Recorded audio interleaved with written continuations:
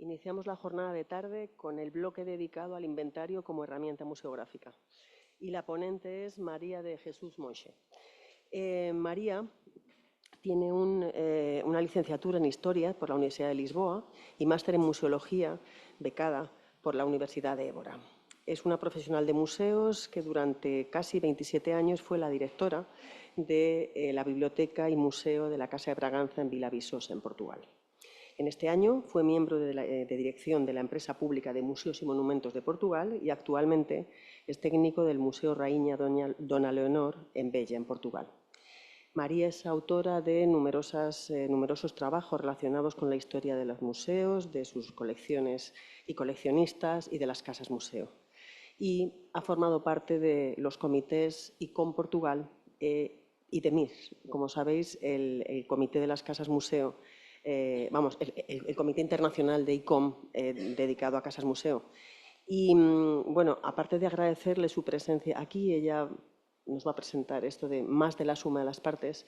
No me resisto tampoco a decir que ella y yo nos conocimos en el 2001, en el Congreso de Barcelona, el Congreso del ICOM Barcelona, y en ese momento ella era una jovencísima miembro del board del DEMIS, que se había creado poquitos años antes, y yo llevaba, recién llegada al Museo Cerralbo, una comunicación sobre la recuperación de ambientes originales en el Museo Cerralbo.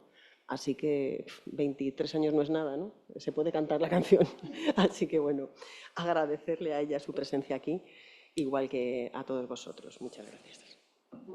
Obrigada, Carmen. Obrigada, Carmen. E duas palavras em português para dizer que estou naturalmente muito contente por estar aqui e saudar a importância e a oportunidade desta reflexão que estamos aqui a fazer. E para não testar a vossa paciência a tentar perceber português, vou testar ainda mais a vossa paciência a ouvir-me falar em espanhol. Bueno, más que la suma de las partes. A lo largo de la historia del coleccionismo y de los museos, el objeto singular ha dominado el escenario. Es cierto que el objeto precioso, único, singular, por razones artísticas, técnicas o de otro tipo, adquiere una aura particular cuando está asociado a ilustres comitentes o propietarios, lo cual, por razones obvias, es con frecuencia el caso. Sin embargo, esta constatación rara vez ha pasado de ser mero certificado de linaje. La literatura y luego el cine han construido fabulosas narrativas en torno a objetos únicos, inspiraciones de grandes aventuras, sacrificios humanos, todo tipo de relatos.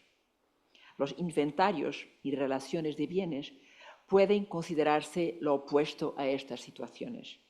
Desde temprano, el registro de bienes se realizó con fines de gestión patrimonial, para asegurar el cobro de impuestos, la gestión de herencias, evitar el desvío de bienes, sobre todo bienes muebles.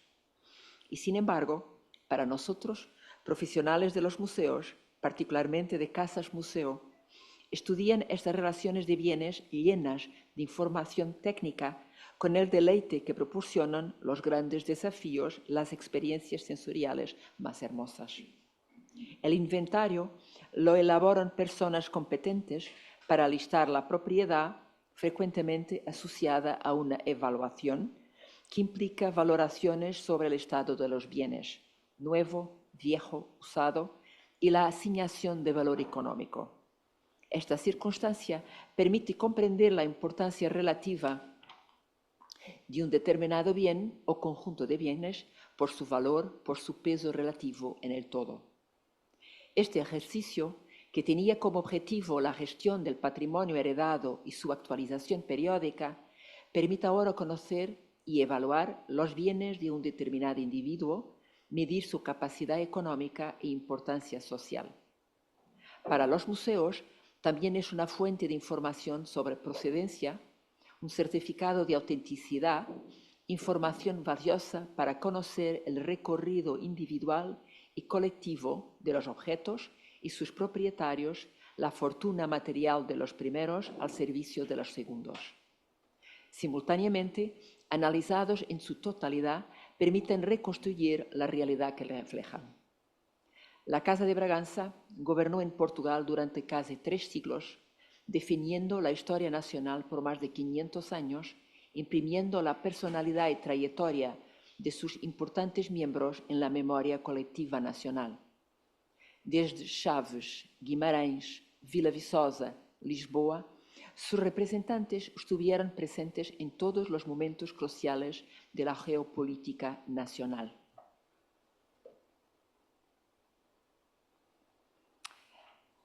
La visita a cualquiera de los palacios nacionales y muchos de los espacios monumentales que conforman el itinerario memorialista lusitano refleja el poder, el gusto, así como el mecenazgo artístico-científico de la Casa de Bragança.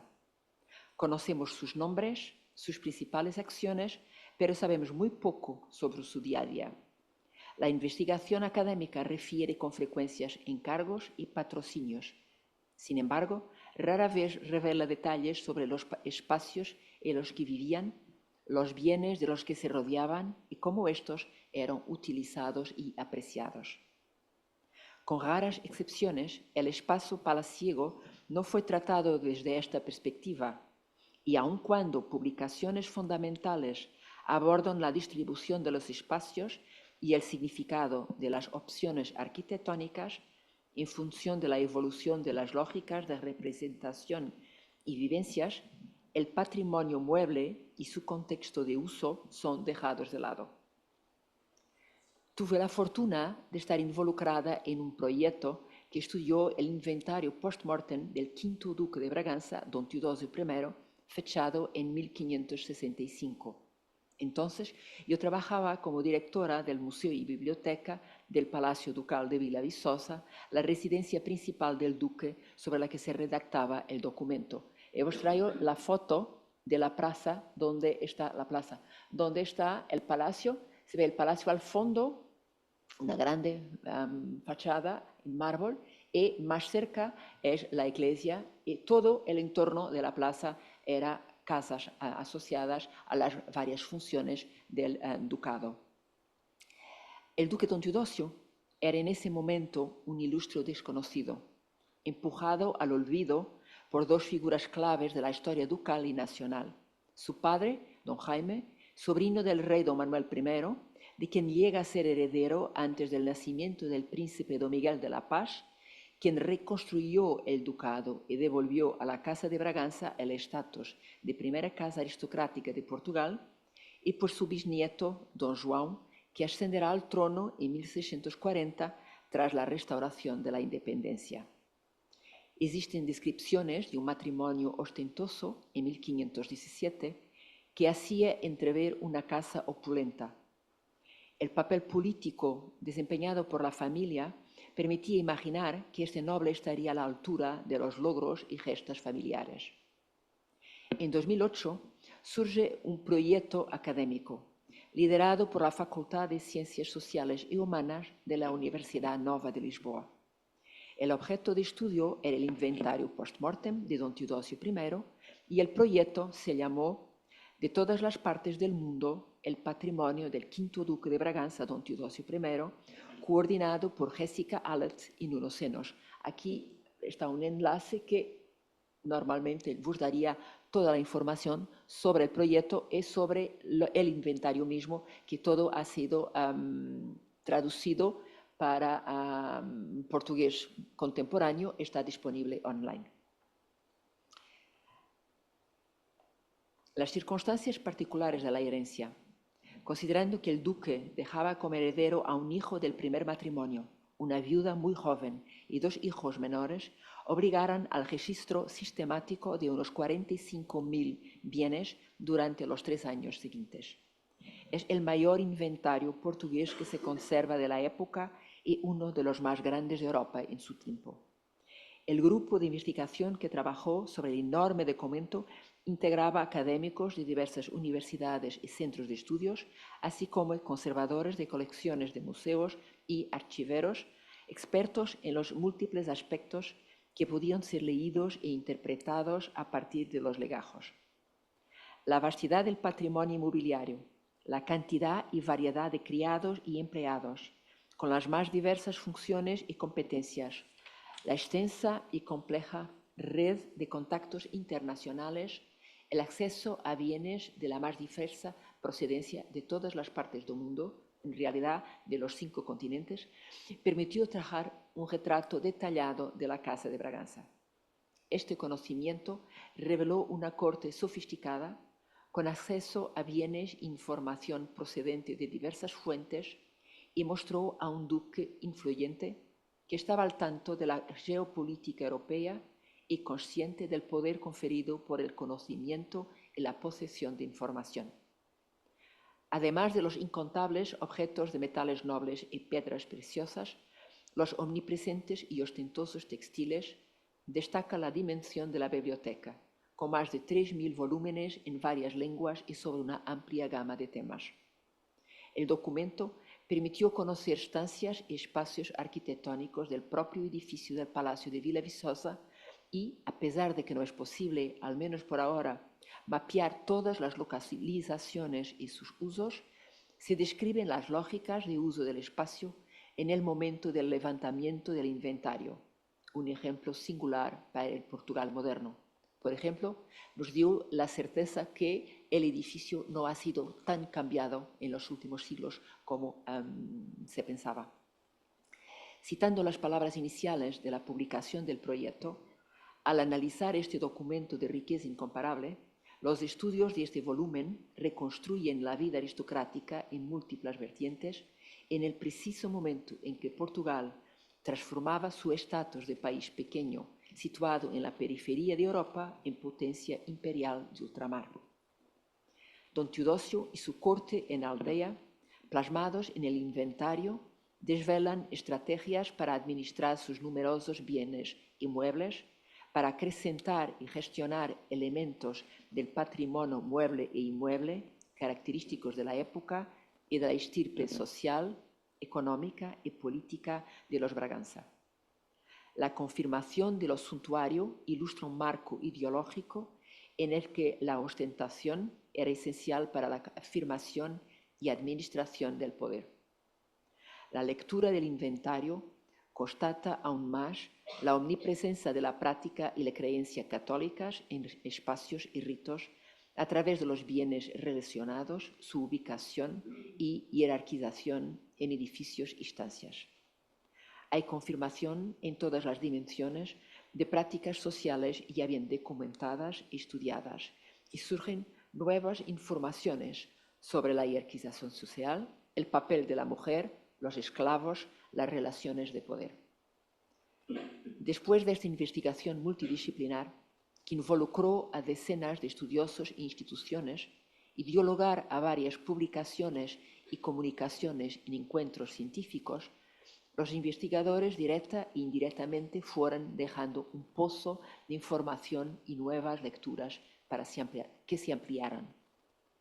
Para el Palacio Ducal de Villaviçosa, institución museológica que tiene por misión conservar e investigar la memoria de la Casa de Braganza, el desafío consistió en buscar la manera de explotar los datos que el proyecto basado en el inventario del Duque puso a disposición. Cómo transmitir el conocimiento a los diferentes públicos que visitan y o se interesan por el palacio, por la Casa de Braganza, por la historia de la Edad Moderna. Sin alterar sustancialmente la museografía, ya que los espacios y los bienes allí expuestos no fueron modificados, debido a las características propias del edificio y las colecciones, cómo introducir nuevas lecturas.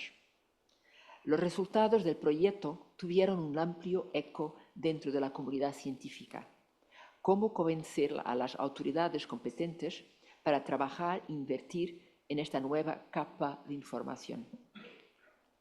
Al concluir el proyecto, fuimos conscientes de que sin financiación sería difícil continuar con esta línea de estudios, aunque hubieran surgido múltiples oportunidades.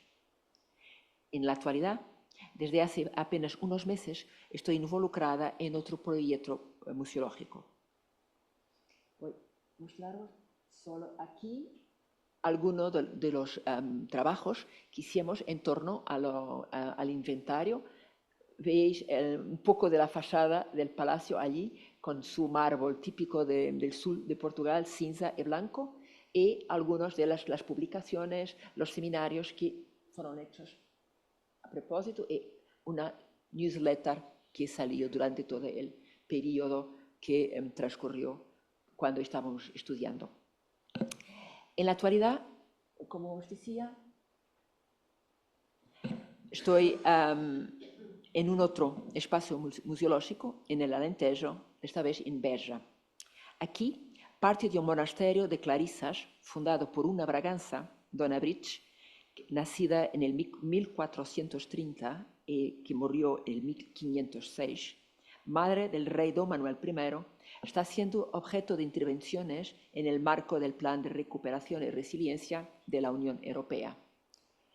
El palacio residencial y gran parte del monasterio fueron demolidos en el 1893-1896. Esta foto ha sido hecha poco antes del inicio de las demoliciones.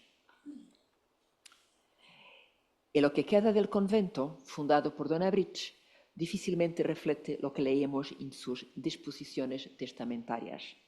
Sin embargo, el inventario post-mortem y las instrucciones asociadas por orden de los hijos y descendientes permitieron identificar algunos objetos aún existentes en las colecciones nacionales, o sea, de museos nacionales para donde fueron enviados bienes que pertenecían a los conventos que se extinguieron después de la ley de la amortización.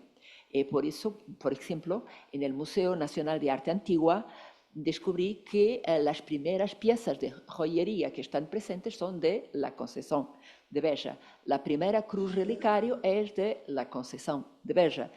Algunos de los textiles en seda china son del monasterio de la Conceição de Beja. Y creo que mismo mis colegas en Beja no tenían la conciencia de la cantidad de objetos que aún sobreviven relacionados con esta casa y que están en las colecciones de museos nacionales, como por ejemplo en el Museo Nacional de Azulejo, donde inicia el recorrido de la historia de los azulejos en Portugal con azulejos del Museo de Beja. Lo que estamos logrando descubrir a través del estudio de tales documentos proporciona al espacio y los que fueran sus habitantes una dimensión fundamental para comprender la vida y evolución de este conjunto monástico y su papel en la historia local, así bien que nacional, a lo largo de medio milenio. Aquí, al contrario de Vila Viçosa, el edificio casi no existe. Y lo que sirve de guía para el discurso museológico son los objetos descubiertos en los inventarios. El recorrido de la investigación, sin embargo, es el mismo, de lo particular a lo universal, del personaje que se materializa en el inventario, reflejado en cada objeto individual que usó y le acompañó, a la universalidad de los ritmos de la vida humana y singularidad de cada trayectoria vital y sus expresiones materiales. Muchas gracias.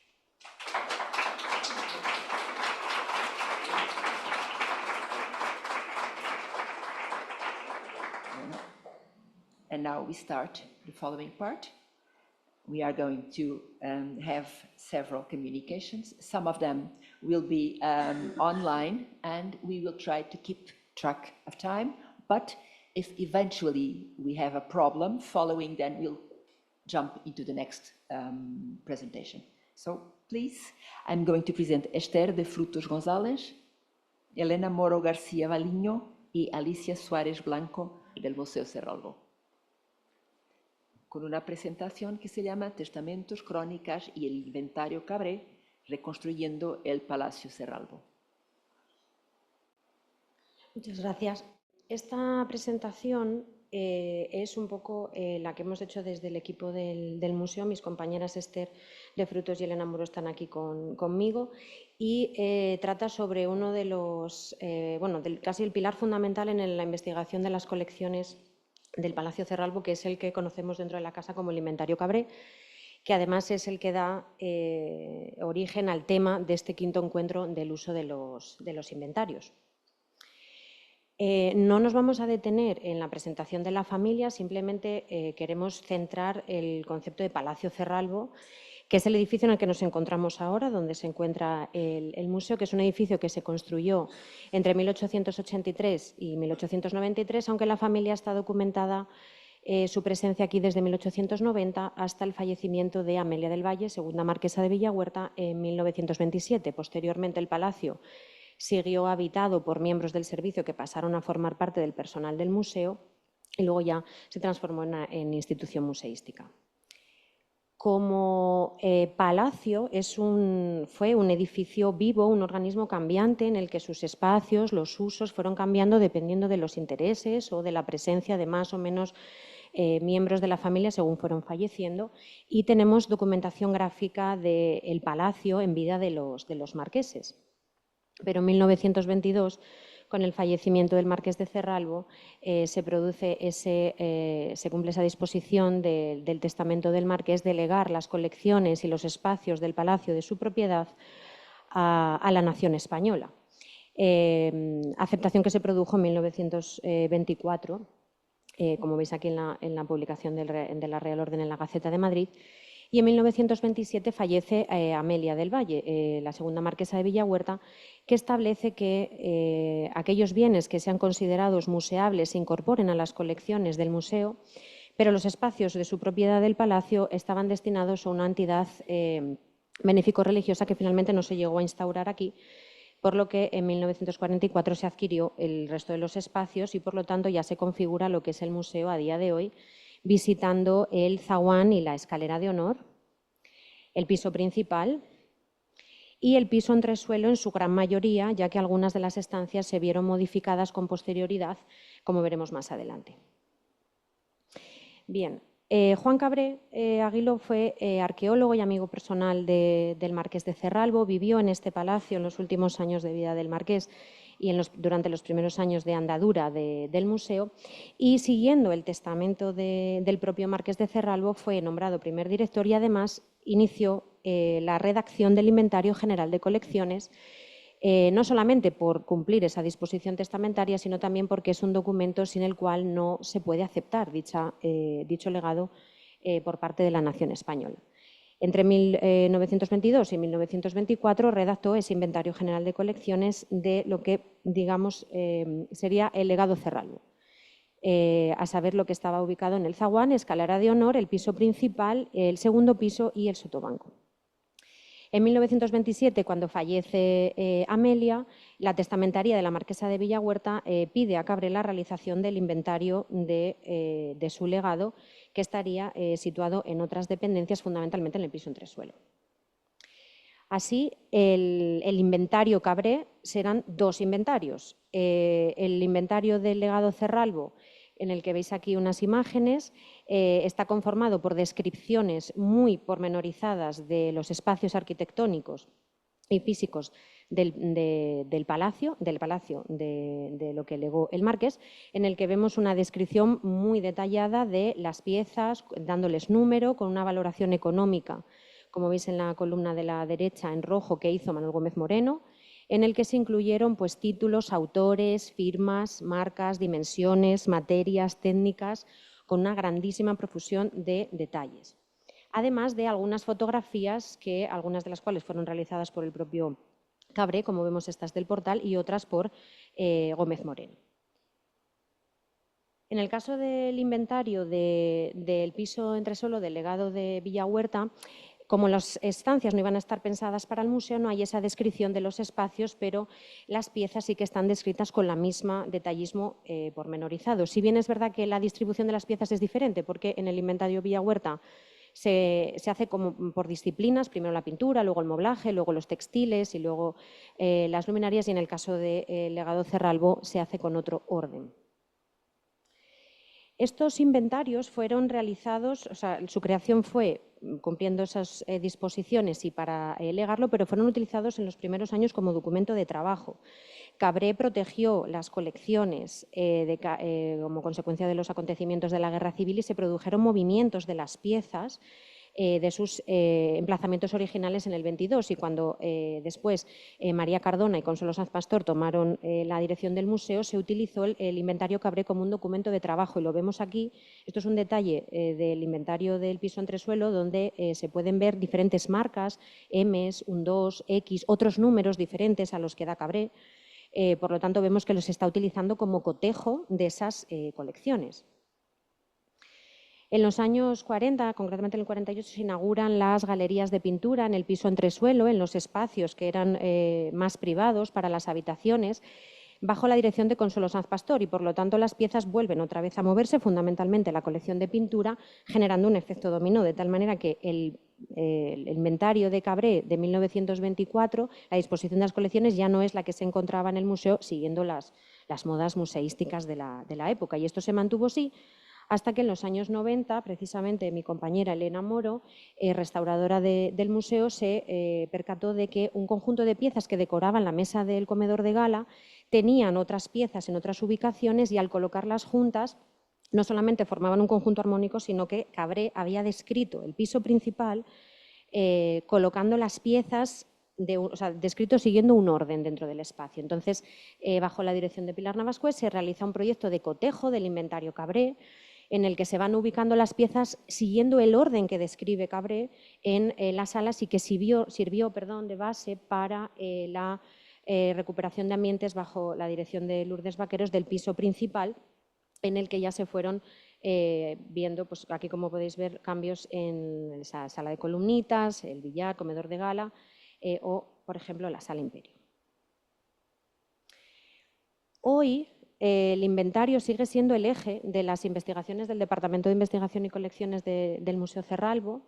Ya desde el centenario del fallecimiento del Marqués en 2022, y ya bajo la dirección de Carmen Jiménez, los proyectos de investigación tienen el inventario Cerralbo como eje fundamental, pero desde una perspectiva transversal y multidisciplinar, de tal manera que archivo, biblioteca y museo se ponen en relación a través del inventario Cerralbo.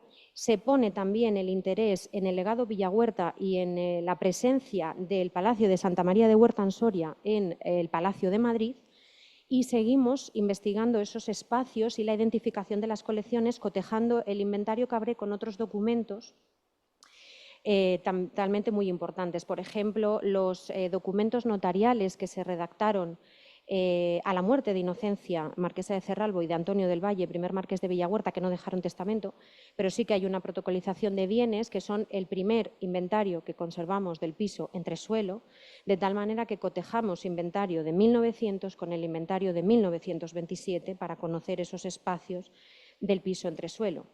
O también los propios testamentos del marqués de Cerralbo y de la marquesa de Villahuerta, en la que dan datos sobre presencia de colecciones, movimiento de piezas entre diferentes estancias, el nombre también de las estancias. Cabré da nombre a las estancias del piso principal y del piso entresuelo, y ese también podemos cotejar los diferentes usos que se dieron en los espacios según iban falleciendo los miembros de la familia. Otras fuentes, como por ejemplo las fuentes hemerográficas, la prensa de la época también nos habla de la disposición de las colecciones o las primeras memorias de los primeros directores, o fuentes archivísticas externas como el archivo de la villa con los padrones en los que podemos ver el movimiento del personal del servicio dentro del palacio. También la fotografía de la época, fotografía de los primeros años del museo, como esta de aquí abajo de blanco y negro de 1932, o el reportaje fotográfico de Otto Wunderlich que realizó en 1941, justo cuando Consuelo Sanz Pastor tomó posesión, en que nos vemos un museo de 1941. Y así vemos, por ejemplo, algunas intervenciones, por ejemplo, en el Salón Amarillo, en el que vemos cómo el inventario Cabré de 1927 nos habla de estas dos piezas, que si os fijáis además son consecutivas en número de inventario, y cotejándolo con las fotos de Wunderlich, sabemos uno de ellos está en el dormitorio del Marqués y otro está en almacén, y podremos incorporarlos al Salón Amarillo, porque y ya como anécdota, todos mis compañeros, cuando nos hacemos preguntas sobre piezas o espacios en el Museo Cerralbo, la respuesta primera siempre es: ¿pero qué dice Cabré? Gracias.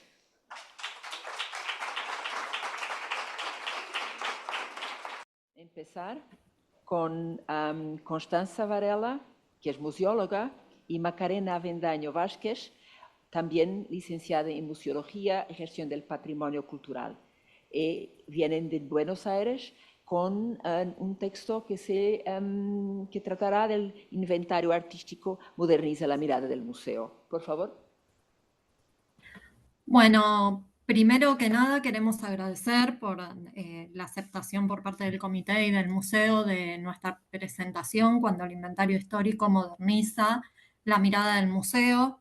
El Museo Casa de Irurtia queda en Buenos Aires, en el barrio de Belgrano. Fue donado al Estado Nacional en 1942 por los artistas Rogelio Irurtia y Lía Correa Morales.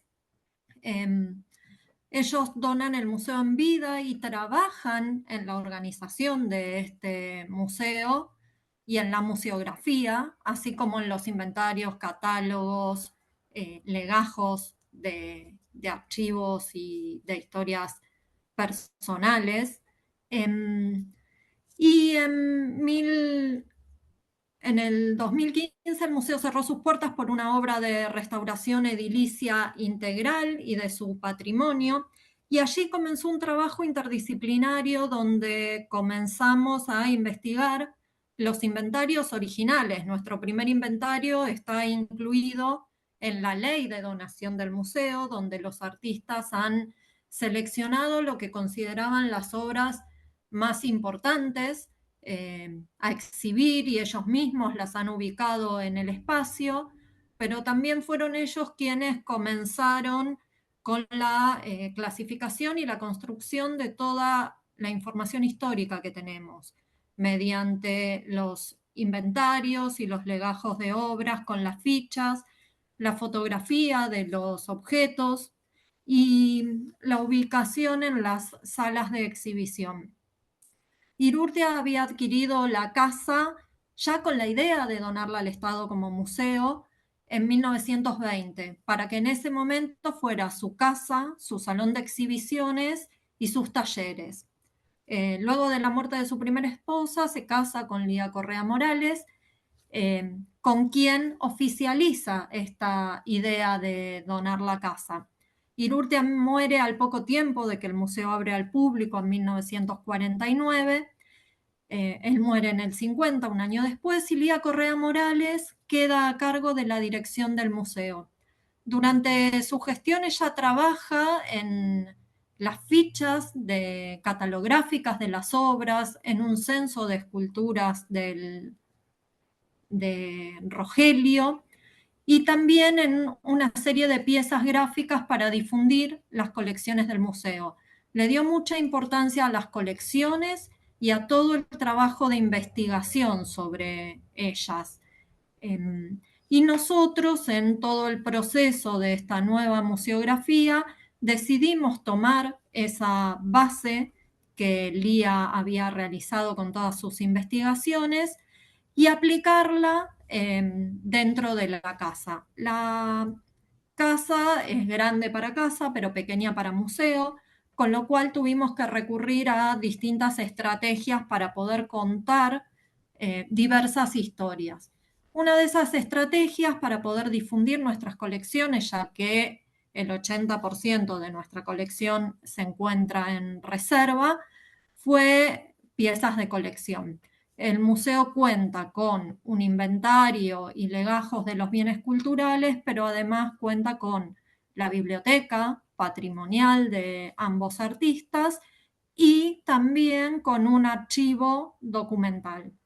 La investigación en los legajos, en el archivo y en la biblioteca dio origen a esta presentación de piezas de colección que fue aplicada en la museografía. Y ahora Macarena les va a contar más de esto. Gracias. Bueno, como dijo Constanza, al momento de planificar el contenido para la red social de TikTok, surgió esta idea de volver a reflotar porque Piezas de Colección ya había participado en las redes del museo para Instagram y queríamos ver cómo llevar del ámbito de fotografía e información al ámbito más de TikTok, que es algo más de video, algo más instantáneo, algo que la gente consume de una manera veloz. Al principio, algo utilizado por todas las instituciones es el video con voz en off y un fondo blanco, pero queríamos un poco más. Queríamos que el público que esté en TikTok llegue a la institución del museo y la gente que visita el museo ingrese a la plataforma de TikTok para ver no solo piezas de colección, sino también todas las investigaciones que queríamos realizar con gestión de colecciones. Así que empezamos a buscar en el archivo, empezamos a buscar en anécdotas que haya sobre los objetos, sobre la casa, sobre los mismos dueños. Recurrimos a fotografías de época de la casa, de la casa en el momento de la vivienda de Irurtia con su primera esposa y luego con Lía. Y planteamos algo así como una museografía fugaz, donde cada una de las piezas se iba incorporando semana a semana con un mes que sería un mes que tendría un tópico determinado, que, y así es como quedaría.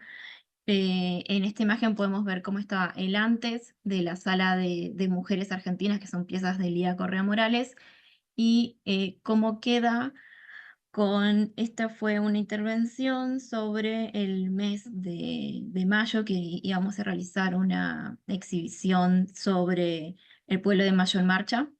Así que dedicamos ese mes a 4 piezas históricas que había en el inventario, que son Las Damas Patricias, una obra perdida de Lía Correa Morales, de las cuales solo teníamos los bocetos. Y acá se puede ver cómo teníamos el QR que dirigía al video, para que la gente pueda ver un poco más sobre esa información. Luego podemos ver que también otro de los ejemplos es la conmemoración al primer maestro de Lourdes, que fue Lucio Correa Morales, un escultor argentino, en el cual seleccionamos 5 piezas que las podemos ver, creo que es mi derecha. Son 3 piezas pequeñas que colocamos en la pinacoteca. Acá podemos ver otra imagen donde habíamos realizado el mes religioso. Y la parte del taller pusimos las otras 2 obras de Lucio Correa Morales. Eh, todo el planteo que realizamos en base a piezas de colección era atraer al público, tanto de TikTok como viceversa, a la plataforma. Y a la vez esto nos ayudaba también a poder sacar obra de la reserva que estaba hacía mucho tiempo guardada y nos servía para poder desarrollar una mejor difusión del patrimonio y una mejor difusión de todo lo que tiene que ver con el hogar de los Irurtia, que en ese momento estaba muy poco desarrollado. Eh, muchas gracias por su atención. Hola con todos, para mí es un placer estar aquí. Agradezco al Museo Ceralvo por la apertura que me han dado para presentar este caso de estudio que es el Museo Nacional, el Museo Olvidado, la conformación del Museo Nacional del Ecuador. Bueno, para empezar, ¿cómo surge este tema? Principalmente en el 2007 se crea el Ministerio de Cultura y Patrimonio aquí en el Ecuador. En el 2010 hay un traspaso de bienes de lo que fue el Museo del Banco Central al Ministerio de Cultura. El Banco Central se forma desde 1920 y en el 2010 se le retira toda la parte cultural, ya que había como una crítica muy fuerte en esa época de que por qué el banco, un banco central, tenía que tener colecciones culturales. Entonces pasa al Ministerio de Cultura y en el 2015 se da el cierre temporal del Museo Nacional. Este se reinaugura en el 2018. Como ven, hay un largo periodo de tiempo y en ese periodo de tiempo lo que pasa es que hay una crisis del museo en el país, ¿no? El Museo Nacional cerrado, las entidades en crisis. Entonces, a partir de esto surge una gran pregunta y la gran pregunta es ¿por qué la falta de institucionalización del museo como de sus colecciones? Yo empiezo a trabajar este tema a partir del cierre temporal del museo y lo empiezo a desarrollar.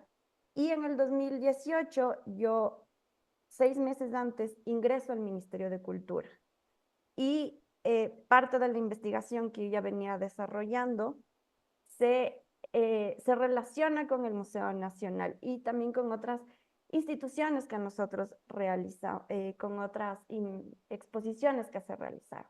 En el 2007, con un equipo técnico liderado por María Elena Bedoya, que es doctora en historia y curadora al mismo tiempo, se utiliza el trabajo que yo venía haciendo sobre la historia del museo y sus colecciones y se realiza una exposición en el Centro Cultural Metropolitano, que es el edificio que nosotros estamos viendo en el siglo XIX.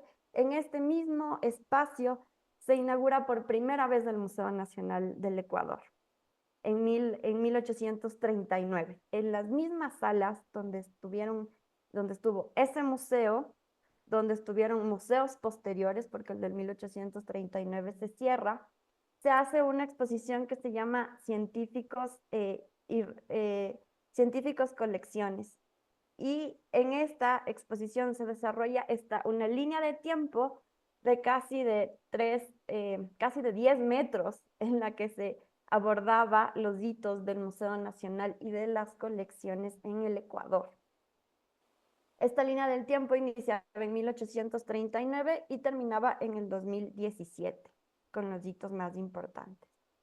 Posterior a eso, en el Ministerio de Cultura, la información en un principio que se utilizó para esta exposición se vuelve a utilizar, pero esta vez se amplía una línea de tiempo mucho más amplia y no solamente se amplía con la información de los hitos de las colecciones, sino también se amplía con la información de las piezas y bienes que eran del Museo del Banco Central. Lo que nosotros estamos viendo aquí son imágenes de las piezas arqueológicas de la reserva que ahora es del Ministerio de Cultura, pero eran que del Banco Central, y que son recolectadas estas piezas arqueológicas a partir de 1946. El Banco Central del Ecuador se inaugura en 1920, pero es a partir de 1946 cuando el banco empieza a recolectar las piezas arqueológicas. ¿Cómo llegan las piezas arqueológicas? Estas estaban destinadas había el patrón de oro, este sistema, que era que tú tenías que tener oro en las reservas para poder circular la moneda. En ese momento nuestra moneda era el sucre. Entonces, el Banco Central crea filiales a nivel nacional del país y ahí la gente empieza a llegar con piezas de oro, piezas arqueológicas, como las que vemos aquí. En un principio se empezaron a fundir estas piezas para formar los lingotes de oro. Entonces luego con el director del Banco Central de esa época viaja a Colombia, se encuentra con el Museo del Banco de Colombia, el Museo del Oro, y a su regreso hay una ley total que se prohíbe totalmente la realización de lingotes de oro. Pero así como llegaban piezas de oro de esta magnitud, también llevaban piezas arqueológicas de este tipo, vasijas, collares, objetos. En esta vasija tenemos un cráneo incrustado, como lo ven ahí. Estos bienes se empiezan a guardar y luego se empiezan a formar técnicamente las reservas. Para los años 60 se empieza a formar la colección de arte, primero colonial, luego la de arte moderno, luego la de arte contemporáneo. Tenemos varias obras históricas. Esta es, tenemos aquí una virgen atribuido a Miguel de Santiago, tenemos una obra indigenista de Camilo Egas y una obra que habla mucho ya del siglo XX en el Ecuador. La obra se llama La Rentera o La Casa Rentera. Son casas de renta tipo vecindad en México, pero aquí se llamaban casas renteras donde vivía un montón de gente en el centro de la ciudad, sobre todo en Quito. Estas imágenes que ustedes están viendo fue de la reinauguración del Museo Nacional en el 2018. Estas obras se desarrolló un espacio que se llamaba la Sala Introductoria. ¿Qué era la Sala Introductoria? Era esta sala donde se contaba el inicio de la colección del Banco Central, cómo se fundó, se ponía en diálogo y en debate muchas problemáticas que existían. Primera problemática, las piezas arqueológicas, el huaquerismo. Segunda problemática, las cuestiones de las obras coloniales, vistas como una sola, o sea, como la única en el mundo, cuando en la colonia lo que habían no era una sola elaboración de una virgen, como la que estamos viendo, sino se hacía por talleres y varias personas eran las que trabajaban. Lo que correspondía al 20 y ya el siglo XXI, se ponía en debate la representación. Aquí en el Ecuador hay una problemática en cuanto a la representación indígena, un poco lo que se menciona del introcuía de Andrés Guerrero. Entonces, un poco era el mestizo el que abordaba la imagen del indígena. Entonces, esta sala introductoria ponía en debate toda la colección y otras colecciones que llegaron que fueron donadas por personas de renombre en el país. Lo que ustedes ven es el cuadro de Jacinto Gijón y Camaño. Él fue un personaje muy importante, casi presidente del Ecuador, pero él también, parte de su colección fue donada. Jacinto Gijón y Camaño era una persona, era un político, antropólogo, historiador, y formó grandes colecciones. Y él en su casa tenía un museo que lo llamaba Museo Nacional, en la primera mitad de 1920. Entonces, se pone en diálogo también sus objetos con la colección. Entonces, uno de ellos, él tenía un cuaderno antropológico. Y en ese cuaderno antropológico lo que él hacía era retratar a los indígenas. O sea, les dibujaba, como ustedes ven, el huango, que es la cola que se ponen, los aretes, el cabello, cómo era su lengua. O sea, pero era el indígena convertido en objeto.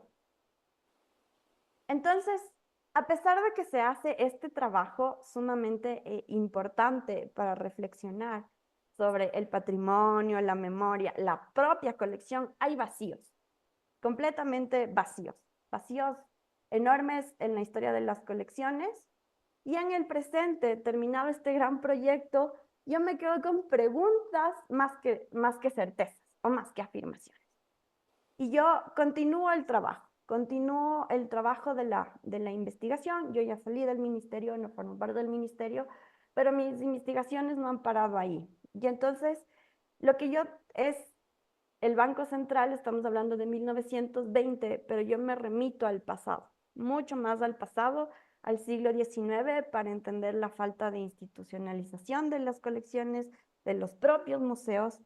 Y a partir de que yo voy trabajando en una línea de larga duración, me voy encontrando no con un museo nacional, sino con 5 proyectos de museos nacionales. Esos 5 proyectos de museos nacionales yo los he logrado abordar mayormente. Antes del 20 está el Museo Nacional del Liberalismo, y en el 19 tenemos el primer Museo Nacional. Entonces se hace un gran cateo en varios archivos del país, principalmente en el Archivo Histórico Nacional, en la Biblioteca Aurelio Espinosa Poli, del Archivo del Ministerio de Cultura, repositorios digitales, archivo de la Universidad Central, que son los fondos que se revisan. Entonces yo me encuentro con una gran problemática, y mi problemática es que la información que yo busco se encuentra en un fondo que se llama Ministerio del Interior, pero en el Ministerio del Interior tú tienes cárceles, prisioneros, comercio exterior, museo, educación, y era como buscar una aguja en el pajar. Entonces, llegando a 1839, me encuentro con el primer inventario de bienes del Museo Nacional. Este inventario contaba con alrededor de 40 obras. He puesto algunas, lo que ustedes ven es el inventario hecho a mano por el señor Bustamante, quien era el encargado del museo. Este puesto era un puesto ad honorem, no se pagaba sueldo, sino que era una cuestión, me encuentro con que es una cuestión de clase, es una cuestión de clase social ser el encargado del museo. Y en este primer inventario lo que nos encontramos, a diferencia de América Latina o de América o Argentina, en otros lugares donde las primeras colecciones son de carácter científico, nos encontramos con obras de carácter colonial, nuestra herencia española. Muchas de esas obras era un Cristo, había las 4 estaciones del nacimiento del niño, tenemos la representación de religiosos, Santa Rosa de Lima, y muy pocos, pero muy pocos retratos de presidentes. Tenemos de los 2 primeros, que es Juan José Flores y Vicente Rocafuerte, y lo que se menciona, el último, y se deja de lado, se menciona que el museo cuenta con unas cajas de resinas y de plantas, pero no menciona más, pero le dan importancia a la historia colonial nuestra. Y al darle importancia a la historia, colonial nuestra, lo que nos dice es que el Ecuador empieza a contar su propia historia desde la colonia. Tenemos el inventario de 1849, que se repiten los mismos bienes, se agregan unos otros y aparece lo que es el paisaje. Para conformar estas colecciones se envían cartas a varias provincias del país, Cuenca, Guayaquil, Latacunga, Amazonía, y cada uno se van distribuyendo cierta categoría de objetos. Entonces, Cuenca, el Azuay, objetos científicos, todo lo que era zoología, mineralogía. Guayaquil, les decían algunos objetos incas, Latacunga igual, y la Amazonía eran plantas, animales, y se intenta formar un museo científico, pero el museo no se logra formar. No se logra formar como hasta finales del siglo XIX, que estamos hablando de 1860 más o menos, donde realmente con las universidades se forman nuevos museos. Sí, con eso estoy terminando. Entonces, el museo científico, aparecen los museos científicos en el país, y lo que para ir cerrando, quiero solamente decirles que es importante mencionar el coleccionismo desde el Estado. Los objetos toman valor desde el Estado para contar su historia nacional, y esta historia nacional que el primer museo empieza a contar es la historia colonial, es la historia de los pintores, y empiezan a nacer figuras como Miguel de Santiago, Caspicara, Samaniego. Algunas obras de ellos están en museos europeos, pero hasta ahora ellos viven en la memoria de las personas. Y el Museo Nacional del 2018, como el Museo del siglo XIX, no ha dejado de contar esas historias, y esas historias siempre se tratan de revisarlas y revalorizarlas. Y con eso termino. Gracias. Muchas gracias, Michelle.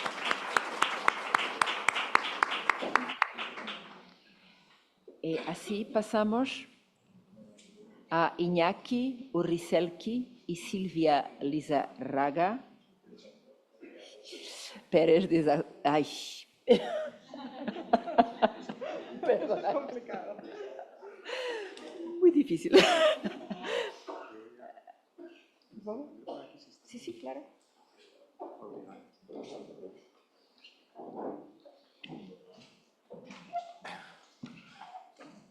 Esa presentación se llama Un patrimonio disperso, fuentes para rehacer, reconstruir y restablecer el inventario para el Museo del Carlismo. Pues muchísimas gracias al museo y a la organización por permitirnos participar en este encuentro.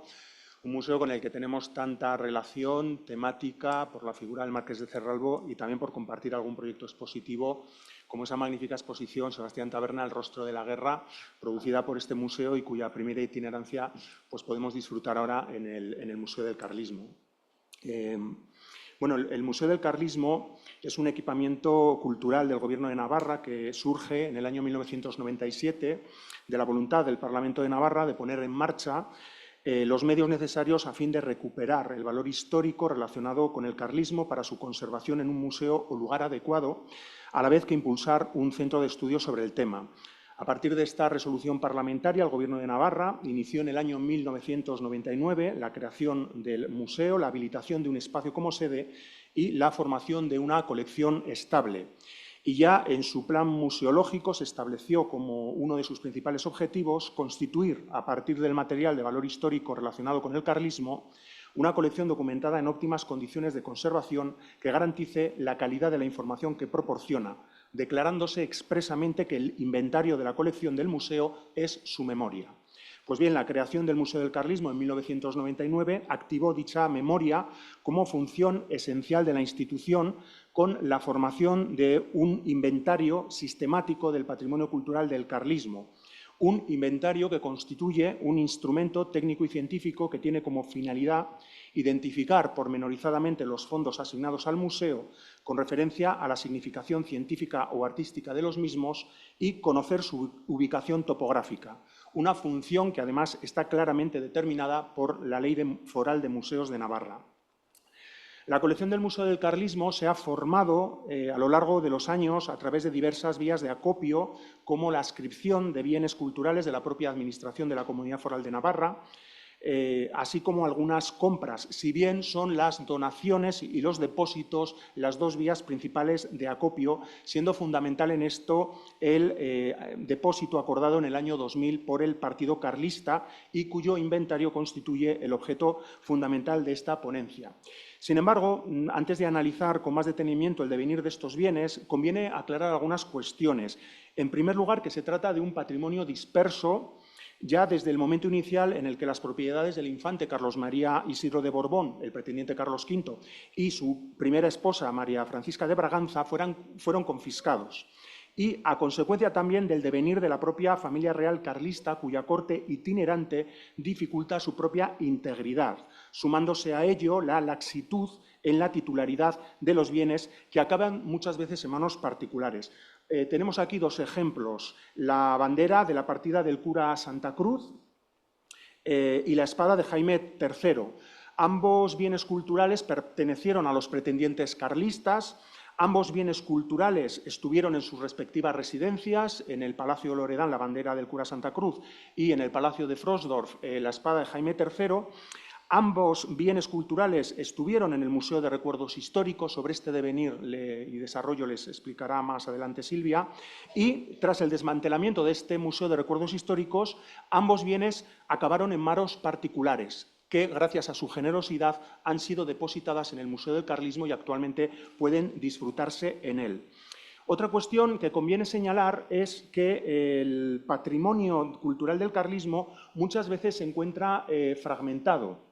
Es decir, lo que nos llegan son retales, partes, trozos de ese patrimonio en conjunto.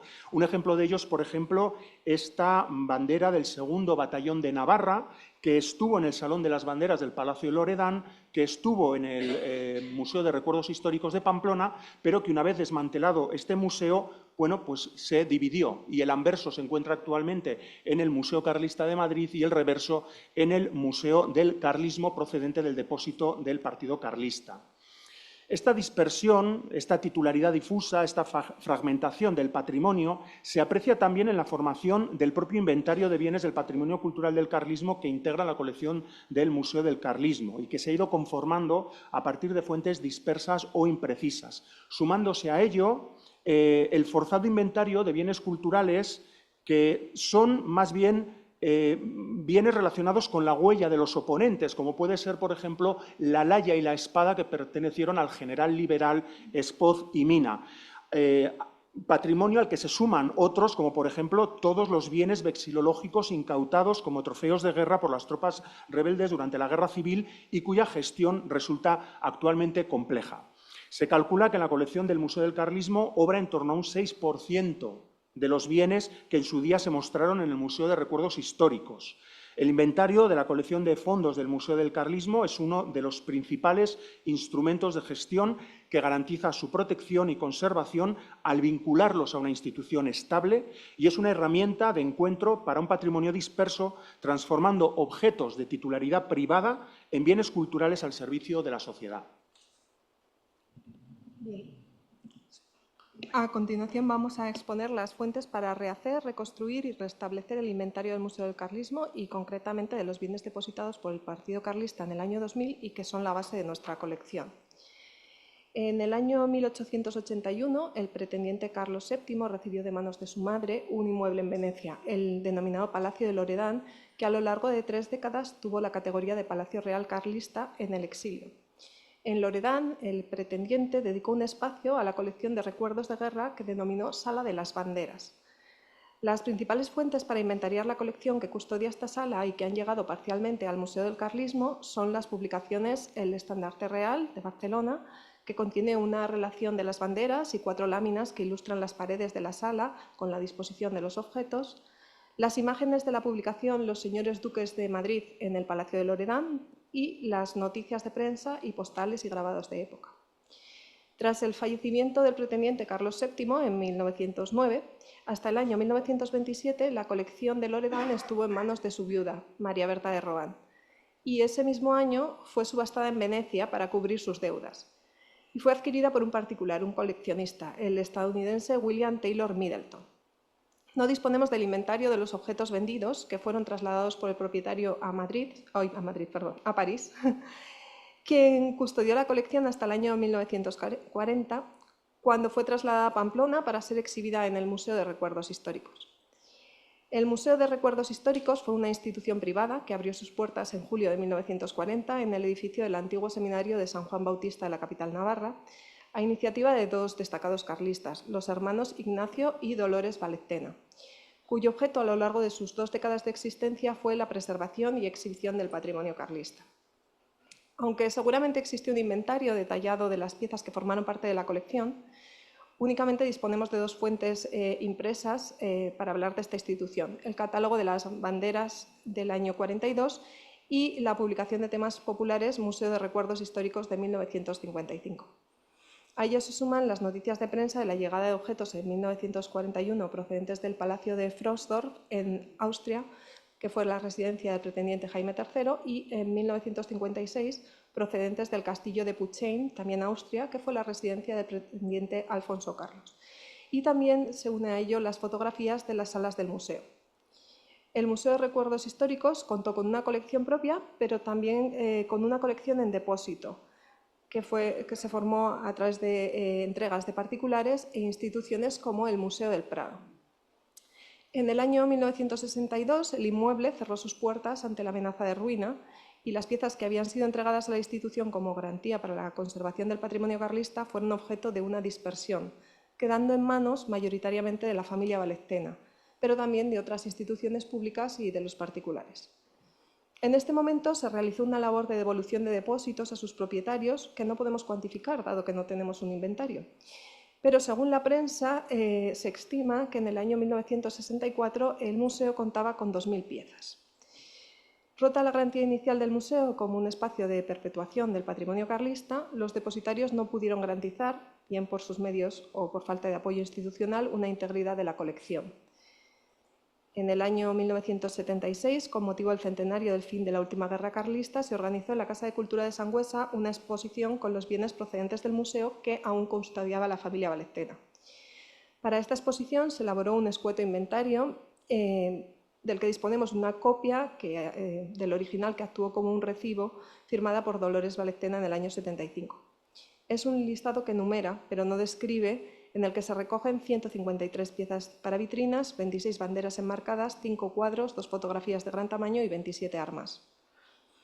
Una vez clausurada dicha exposición, la difusa y poco clara titularidad de los bienes y el cisma interno que se estaba produciendo en ese momento entre el partido carlista y el carlismo tradicionalista dio lugar a un proceso judicial por el que por sentencia se reconoció al partido carlista como titular legítimo y máximo responsable de los bienes, de su conservación.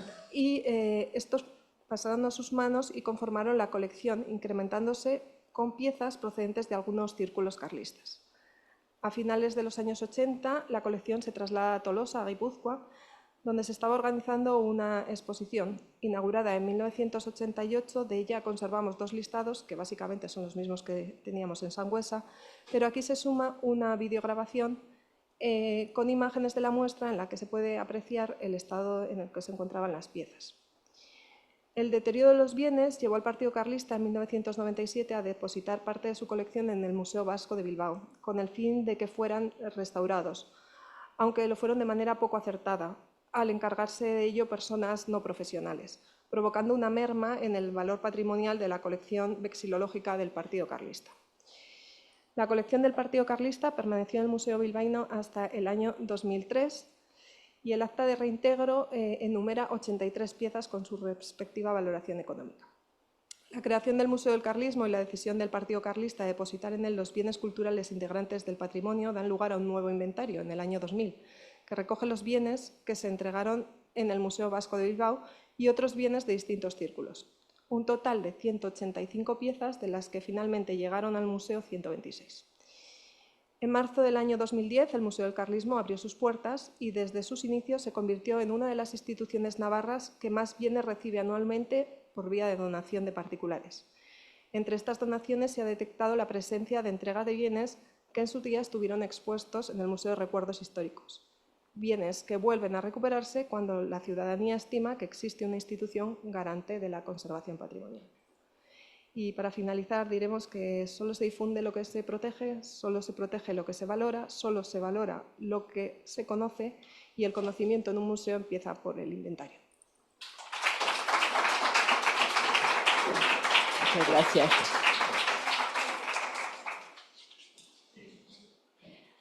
Bueno, vamos entonces de nuevo al inventario Cabré. Y Ernesto García Soto Mateos y Carmen Jiménez Sanz nos van a hablar de las exposiciones arqueológicas del 17º Marqués de Cerralbo a partir de la relación de objetos de su testamentaria entregados al MAN, el inventario Cabré. Gracias. Sí, te voy pasando. Buenas tardes de nuevo. Como ya decía María, otra vez Cabré. Pero es que Cabré da para muchísimo y en esta institución es fundamental, igual que en la historia de la arqueología de este país. Bien, nosotros volvemos al inventario, en este caso el inventario de objetos arqueológicos que procedía de las excavaciones que a lo largo de 2 décadas casi realiza el Marqués de Cerralbo. Sabemos que excava en el interior peninsular desde el año 1907 hasta algún momento no muy definido de 20, 21, 22, ¿no? El inventario... ¿Estamos ya, no? Sí. El inventario lo dimos a conocer en el segundo congreso de Arqueología de Guadalajara, Ernesto y yo, y desde entonces, bueno, pues hemos ido viendo cómo ha sido utilizado como herramienta, etcétera. Consta de 168 folios y describe 5.965 objetos. ¿Y por qué lo traemos aquí hoy? Bueno, pues lo traemos en relación con las exposiciones arqueológicas de las que tenemos constancia en los palacios del Marqués de Cerralbo y que tenemos esa constancia de ellas a través de, fundamentalmente, noticias de prensa y similares. Hay que decir que Cerralbo participa no solo en excavaciones, comienza participando en excavaciones de arte.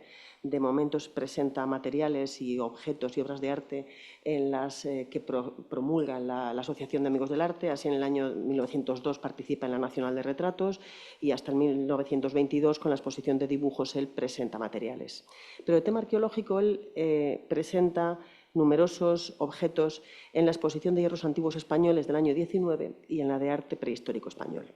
Aparte, también sabemos que la costumbre de la época consistía en que cuando se asistía a un congreso, ya fuese nacional o internacional, siempre se iba acompañados de los elementos materiales o documentales que atestiguaban la manera de interpretar la historia o la prehistoria de una manera o de otra. Así sabemos que al Congreso de Ginebra del año 12 acude con una selección de materiales y lo mismo hace en las demás exposiciones y congresos que tienen lugar bajo el paraguas de la Asociación Española para el Progreso de las Ciencias en Madrid, año 13, Valladolid 15 y Sevilla 17.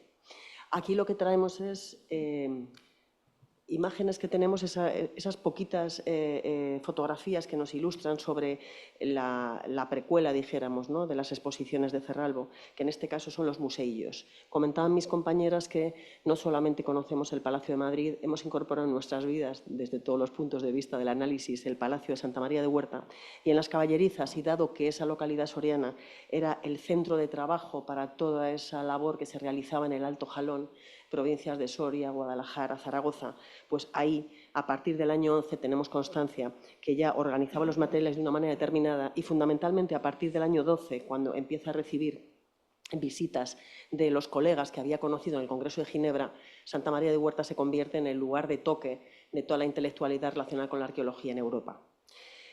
También, no solo en las caballerizas, en los salones del Palacio, realiza exposiciones que no tenemos perfectamente fechadas en número, pero sí sabemos que a partir del 19 y en torno al 20 pudo tener la exposición cuyas fotos estamos apreciando.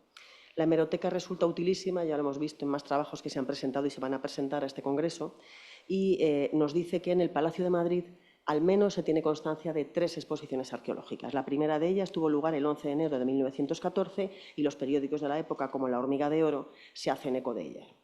De esta exposición del 14 tenemos imágenes que también se publican no solo en La Hormiga de Oro, sino en otros medios como La Esfera, del año 14 también, y luego se vuelven a publicar en las necrológicas del Marqués de Cerralbo ya cuando fallece, lógicamente, en el año 22.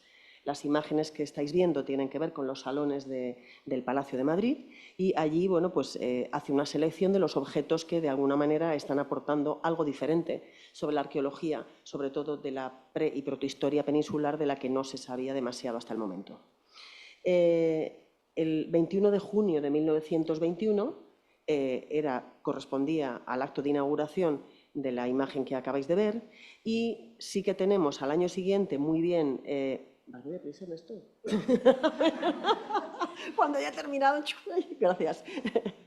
Sí es interesante la portada de la invitación que hace el Marqués de Cerralbo justo ya en el año de su muerte, sin que él lo supiera, pobre mío, ¿no? Esa exposición del año 21 de mayo del 22 que dedica justo a una recepción de sabios portugueses. Sí sabemos que la exposición tiene lugar, hasta el momento no tenemos la confirmación por fotografías que pudieran salir en prensa, pero lo que tiene interés es que él ahí ya lista los objetos que está mostrando con un interés cronológico y explicando exactamente qué es lo que interesa y que va a exponer tanto cronológicamente como geográficamente.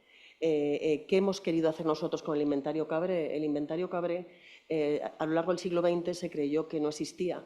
La entrega de materiales del Marqués de Cerralbo se tuvo que haber realizado al poquito de su muerte si la testamentaría hubiera funcionado de una manera más ágil, pero las vicisitudes de este país y luego la guerra terrible que tuvimos hizo que fuera en el año 41 cuando se entregaran los materiales. Entonces, en el siglo XX se pensó que ese inventario no existía. Existe, lo estamos estudiando y creemos que tiene muchísimo interés para la historiografía y la arqueología española. Bien. Yo quiero decir una cosa. Si Cabré hubiera sido americano, tendría 2000 películas, porque la vida de este hombre es algo absolutamente impresionante, pero bueno, es lo que hay en este país. La relación entre las exposiciones en los palacios es muy interesante porque verdaderamente nos encontramos con tres aspectos que hacen que verdaderamente se pueda llegar a conocer mucho mejor de lo que se conoce la colección arqueológica del Marqués de Cerralbo. En primer lugar, el conocimiento de los materiales que tenía Cabré, porque él al fin y al cabo había trabajado en el campo con el Marqués, había hecho las fotografías en el campo y luego había hecho multitud de fotografías de sus materiales a lo largo de los años. En segundo lugar, Cerralbo publicó una serie de trabajos, otros quedaron inéditos, que Cabré conocía muy bien, por cierto. Y en tercer lugar, existía a la muerte de Cerralbo una exposición en este mismo palacio que se distribuía por el Salón Villar, la Galería Norte, el Salón Estufa, el Salón de Baile, que sirvió a Cabré también de base para realizar ese inventario, ¿no? Nosotros hemos cruzado datos, creo que es lo mejor que podíamos hacer, y desde los datos que se conocían, o sea, partiendo de la fototeca sobre todo, y de los propios datos que el inventario nos ofrece, lo que hemos hecho ha sido cruzarlos. Y esto ha traído como consecuencia pues, que hayamos podido documentar e identificar prácticamente el 80% de la colección sin lugar a dudas. Lo que pasa es que aquí vamos a poner unos poquitos ejemplos. Aquí tenemos, por ejemplo, en esta diapositiva pues vemos algunos ejemplos en los que Cabré habla de los trabajos de Cerralbo que no se conservan, el de los broches, el de los bocados de caballo, el de las espadas, etc. Luego tenemos también las publicaciones de Cerralbo, que no son demasiadas, pero sí tienen una enorme sustancia, empezando sobre todo también por una que está totalmente inédita, que son las páginas de Historia Patria por mis excavaciones arqueológicas, en 5 tomos, que tuvo el premio Martorell del Ayuntamiento de Barcelona y que... Vamos a publicar el año que viene. Eso es, si el tiempo no lo impide, que se dice. Y evidentemente esto va a ser otro aspecto que nos sirve para cruzar datos. ¿Por qué? ¿Qué ocurrió con la colección Cerralbo? La colección Cerralbo llegó al Museo Arqueológico Nacional en un estado bastante penoso. Yo he tenido la oportunidad de estudiar materiales allí y me he encontrado pues, con cosas que procedían de un yacimiento de Soria en un yacimiento de Guadalajara. No voy a dar más datos. La cuestión es que, evidentemente, ¿quién es el culpable de todo esto? Pues probablemente las propias circunstancias que acompañaron a la colección. Es decir, lo que se tardó verdaderamente en entregarla, la guerra civil, etc. Por ejemplo, tenemos aquí algunos datos también que son interesantes, pues de publicaciones del Marqués que se corresponden con fotografías del inventario fotográfico Cabré, de la fototeca Cabré, ¿no? Que no deja de ser interesante. Y luego, esto es, vamos a poner unos ejemplos nada más, pero aquí tenéis una fotografía que se corresponde exactamente con la descripción del inventario. Es una tumba, en este caso de una necrópolis de Nuestra Señora del Robusto, en Aguilar de Anguita, en la cual están perfectamente descritos los elementos. Incluso si contáis las cuentas de collar, están. Y el número de clavos está exactamente, o sea, no falla. Aquí tenemos otra tumba, por ejemplo, de la necrópolis de Clares, que le ocurre exactamente lo mismo. O sea, y además es interesante porque, claro, yo entiendo que mucha gente cuando ha trabajado el inventario haya llegado a descorazonarse, porque es muy complejo, muy difícil, porque, por ejemplo, aquí nos encontramos con una descripción de todos estos elementos en un solo, por decirlo de alguna manera, en una sola toma, en un solo número, ¿no? Pero hay otros que no, que es al revés, están en diversos números y están en la misma toma, o están en diversas tomas y en diversos números. O sea que es un trabajo un poquito, pues, muy complicado, por decirlo de alguna manera, y muy complejo. Aquí tenéis, podéis contar el número de elementos, se corresponde exactamente con el número de elementos que tiene que haber, que no sé yo si son... pues sí, unos 112 elementos. Contarlos. No hay ningún tipo de problema. Y luego tenemos, por ejemplo, el caso de esta urna, en la cual pues, se ve perfectamente la descripción, una urna de la necrópolis de Luzaga, que es curioso porque precisamente estos elementos son los que menos están representados en el propio inventario. Y esta es una de las pocas urnas claramente reconocible en el inventario, quizá porque también era una urna enormemente particular.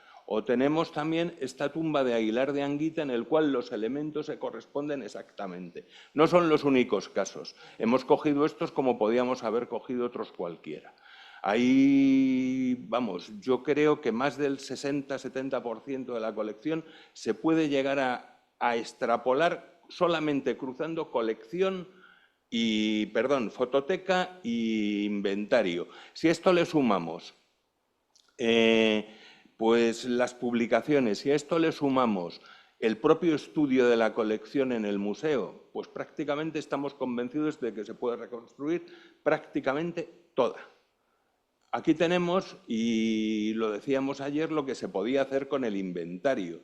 Es decir, que verdaderamente, Bueno, nosotros ofrecimos una serie de posibilidades, ha habido gente que ha trabajado con él, por regla general todos han manifestado un cierto descorazonamiento, quizá porque las cosas no te las daban foto tal, inventario número tal, se corresponde con el número tal del Museo Arqueológico Nacional. No es así, pero si se trabaja, estamos convencidos de que se puede lograr perfectamente un conocimiento muchísimo mayor del que se tiene. Ahora, hay que tener tres cosas: paciencia, paciencia y paciencia. Muchas gracias.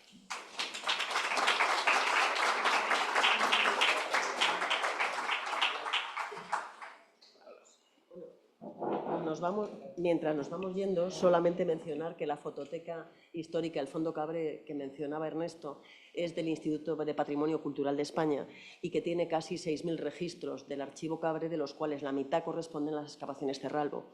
Hay otro fondo que está en la 60 de ítems, que es el Museo Arqueológico Nacional, que han publicado el año pasado en su boletín un trabajo sobre esto, y luego la fototeca, el archivo fotográfico del Museo Cerralbo, supera los 300 ejemplares de fotos que vamos a seguir también cruzando, a mayor gloria de nuestros abuelitos arqueólogos e investigadores. Muchas gracias.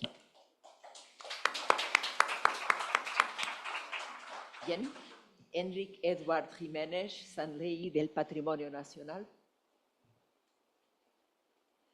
Y vamos a seguir con lo que el incendio se llevó. Reconstruir el Palacio Real de la Granja de San Ildefonso gracias a los inventarios alfonsinos. Bueno, pues muchas gracias en primer lugar por aceptar mi propuesta de comunicación y en segundo lugar, bueno, pues por este magnífico encuentro, por organizarlo. Bien, yo voy a hablar muy brevemente de, efectivamente, la importancia de los inventarios para reconstruir palacios históricos que bien han cambiado mucho o que han sido destruidos, como el caso precisamente del Palacio de la Granja, ¿no? Como sabrán, el Palacio de la Granja sufre el 2 de enero de 1918 un terrible incendio que se logra extinguir el 5 de enero y bueno, a raíz del cual gran parte del palacio queda destruido. Tenemos esta famosa fotografía que se publicó en la prensa. Llama la atención estos señores en primer plano tranquilamente posando con los muebles amontonados y detrás del palacio quemándose. Bueno, tiene truco la cosa porque España, el centro de España me refiero, durante el incendio estaba viviendo un terrible temporal de nieve y de lluvia y viento, y por lo tanto esto dificultó las labores para sofocar el incendio. No solo tardaron mucho en llegar los bomberos, sino también los fotógrafos.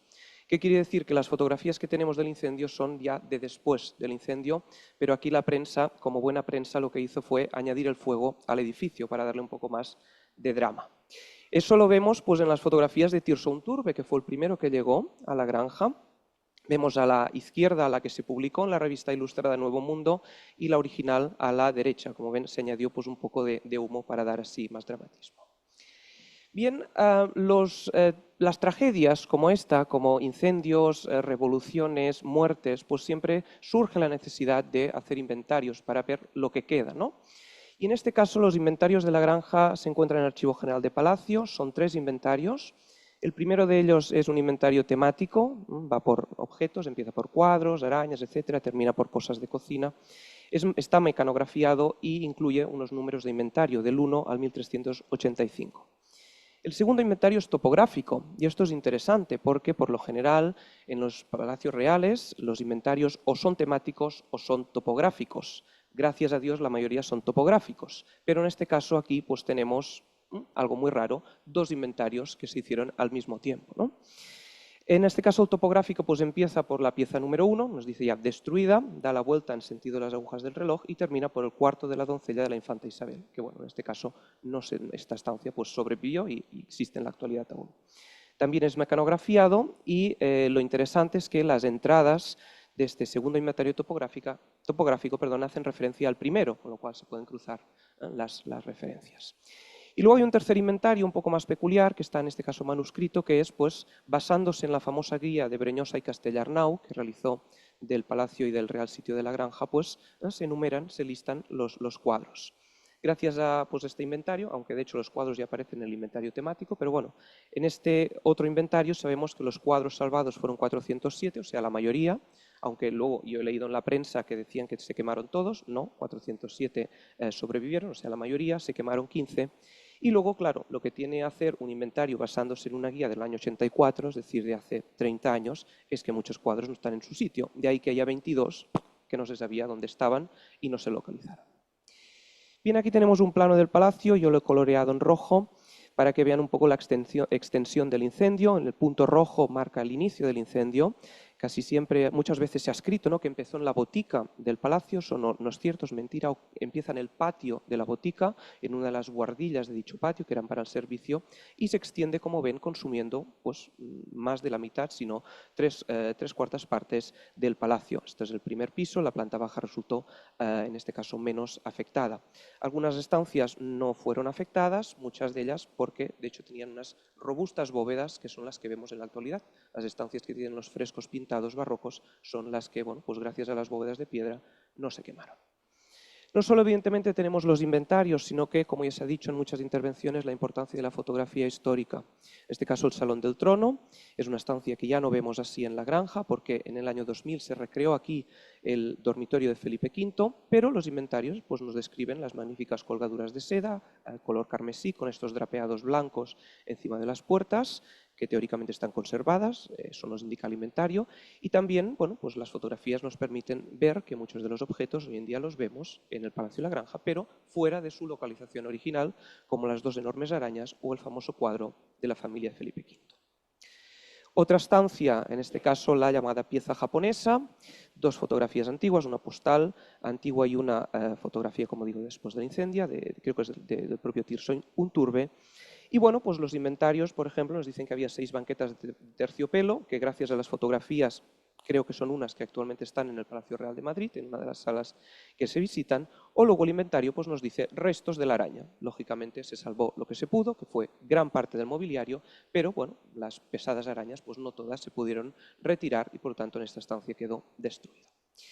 O, bueno, la estancia que terminaba la enfilada del jardín, el famoso tocador de la reina Isabel Farnesio, que sabemos por el inventario de nuevo que todo el mobiliario pues es salvado, se salva a excepción de la araña muy probablemente, pero el resto de la decoración fija con estos espejos, estas boiseries doradas, blancas, luego había unas lacas, en fin, por no hablar del fresco barroco, todo esto, como ven, en la segunda fotografía pues queda completamente destruido. Por lo tanto, la estancia hoy en día la ven con el mobiliario original, pero sin la decoración. Es una estancia que no tiene nada en particular de interesante de la decoración, porque no se conserva.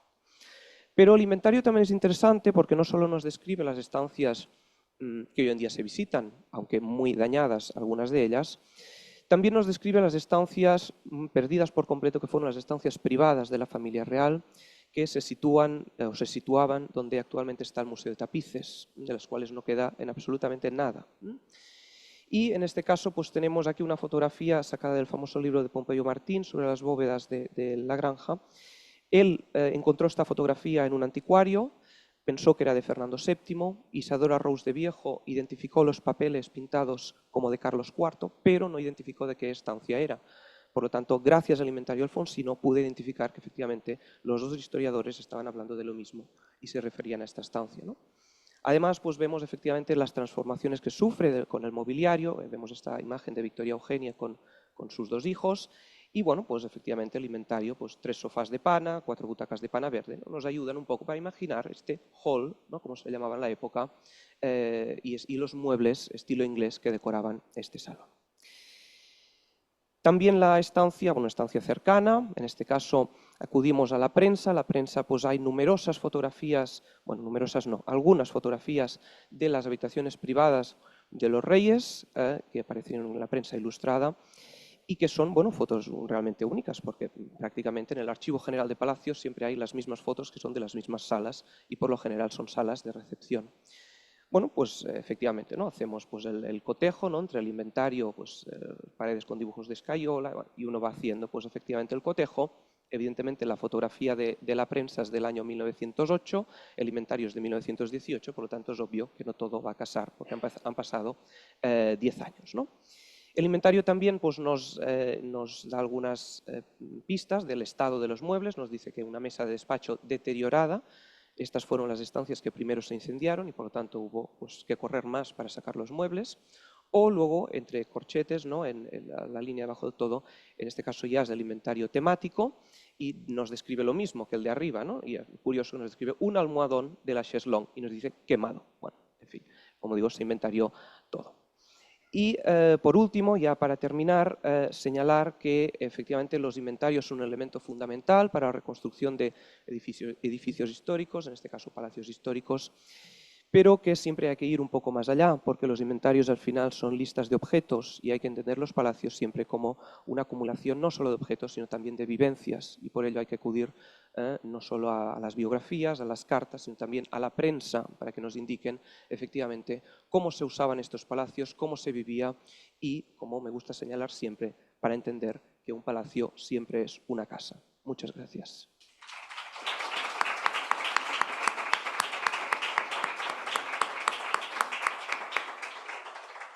Muchas gracias, Enrique Edwards. Un verdadero hombre de casas museo. Me encanta ver eso. Y vamos entonces hasta México, oír a Lisbeth Prado Ramírez, que nos hablará de los tesoros de plata, la trascendencia de los inventarios del Museo de la Basílica de Guadalupe. Bienvenida. Gracias. Hola, muchas gracias. Voy a empezar a compartir.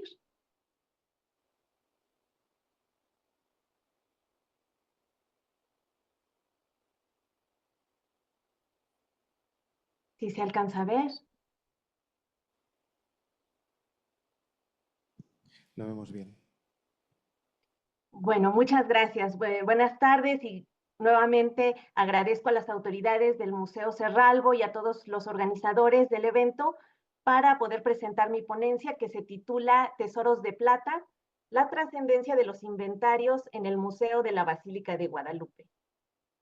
En México, el culto a la Virgen de Guadalupe es el más significativo y venerado dentro del catolicismo y constituye el principal ejemplo de devoción mariana en el país, y en consecuencia la Basílica de Guadalupe, que es su actual morada, recibe millones de fieles a lo largo del año.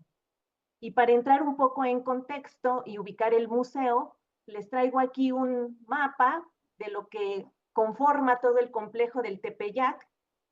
Aquí la construcción que está en forma circular es la actual Basílica de Guadalupe, pero aquí a un costado tenemos lo que fue la antigua basílica y atrás de la antigua basílica se construyó el museo. También otra construcción que va a ser de nuestro interés va a ser la Capilla del Cerrito, que justo está sobre el cerro.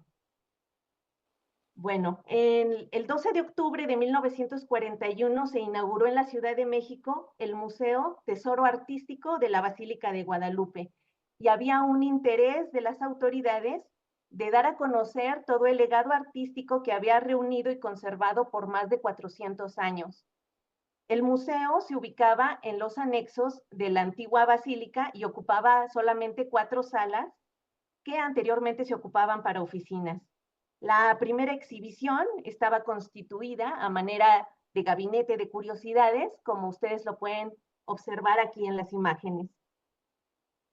20 años después, en 1971, se reorganizaron todos estos contenidos del museo y en esta etapa cambió su nombre por Museo Guadalupano y un año después por Museo de la Basílica de Guadalupe, que es el que actualmente permanece vigente. Cerró sus puertas durante un periodo en lo que se construía la nueva basílica y en ese periodo se aprovechó para hacer restauración de muchas de sus obras, de los marcos, se concluyó los inventarios de obra y se reorganizó, se amplió todo el espacio para construir 16 salas, que es las que actualmente tiene, y en 1981 reabre el museo y actualmente permanece abierto. Nos centraremos ahora en la colección de orfebrería. En el 2020 inicié una investigación que dio forma a un catálogo razonado del acervo de orfebrería. El corpus abarcó 44 obras realizadas entre el siglo XVI al XVIII. Se trata de una colección heterogénea, tanto en su calidad como en las tipologías, su importancia radica tanto en su valor artístico, histórico, la calidad de sus piezas y porque son testimonios de una época en que todos los objetos que se empleaban para el culto divino, las ceremonias religiosas, cumplían su función gracias a los materiales con las que estaban constituidas, es decir, los metales nobles, las piedras preciosas. Todos estos objetos cumplían su función porque eran los idóneos para contener, manifestar y servir a lo divino. Todos los bienes que se hallan en esta colección sirvieron en algún momento al culto y posteriormente se trasladaron al museo.